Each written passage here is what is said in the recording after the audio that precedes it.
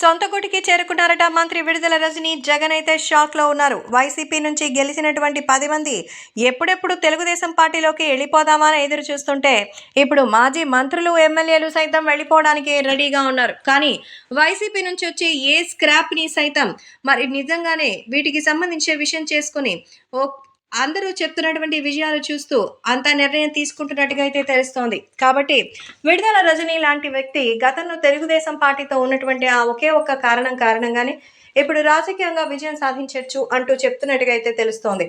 ప్రస్తుతం విడుదల రజనీకి సంబంధించిన ఈ విషయాలు మాత్రం సోషల్ మీడియాలో ఎంతో వైరల్ అవుతోంది. ఇక అభిమానులు సైతం విడుదల రజనీ గురించి ఎంతో గొప్పగా అయితే చెప్పుకుంటూ ఉన్నారు. ఎందుకంటే విడుదల రజనీ ప్రస్తుతం రాజకీయంగా తెలుగుదేశం పార్టీలో చేరాలని ఎంతగానో పరితపిస్తోందట. అందుకే చంద్రబాబుతో ప్రత్యేకంగా సమావేశమైంది. విడుదల రజనీకి అవకాశం ఇవ్వడానికి చంద్రబాబు సైతం సరే అన్నట్టుగా అయితే సమాచారం. ప్రస్తుతం విడుదల రజనీకి సంబంధించిన విషయం అయితే సోషల్ మీడియాలో సైతం ఎంతో వైరల్గా మారుతోంది.